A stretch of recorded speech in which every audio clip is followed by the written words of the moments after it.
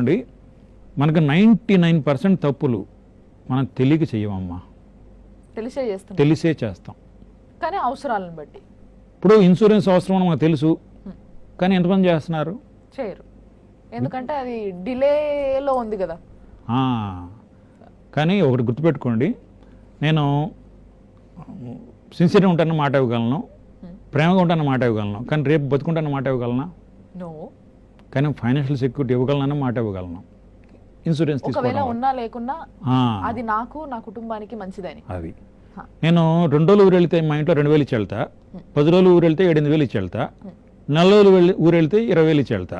పర్మనెంట్గా పోతే ఎంత ఇచ్చిపోవాలి? అదే ఇన్సూరెన్స్. ది గ్రేట్ లైన్ అనుకోవచ్చు సార్ ఇది నిజానికి.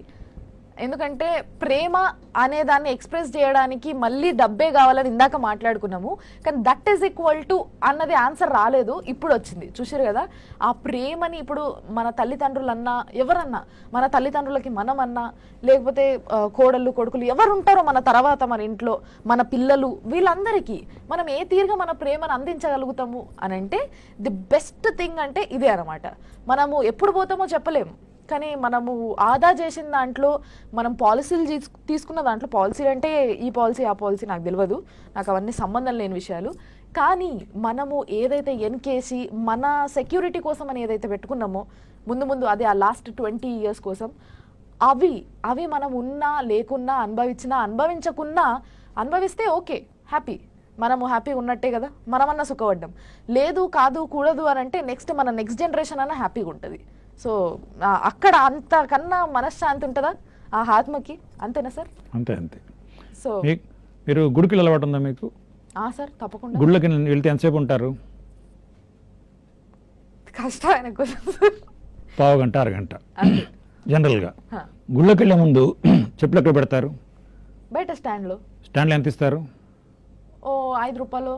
రేట్లు పెరిగినాయి, వాళ్ళు కూడా పెంచారు కదా. అవును సార్. అంటే గుడ్ స్టాండ్లో పెట్టకుండా బయట పెడితే మీ చెప్పులు పోవచ్చు, పోకపోవచ్చు, అయినా రిస్క్ ఎందుకని మీ సెకండ్ హ్యాండ్ చెప్పుల్ని పావు గంట కోసం 5 రూపాయలు పెట్టి ఇన్సూరెన్స్ చేయించి గుళ్ళోకి వెళ్తున్నారు కదా.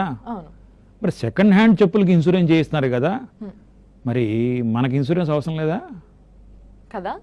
చెప్పుల కంటే హీనమైందా జీవితం?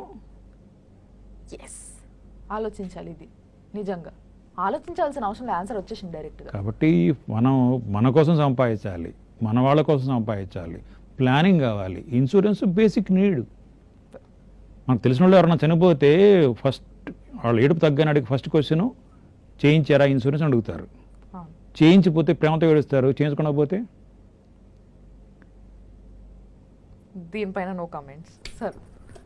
Insurance policy is the best love letter you can write to your family members in your absence. మళ్ళీ ఒక గొప్ప మాట చెప్పారు సార్, ఫ్యామిలీకి లవ్ లెటర్ రాసే ఆపర్చునిటీ మీకు కూడా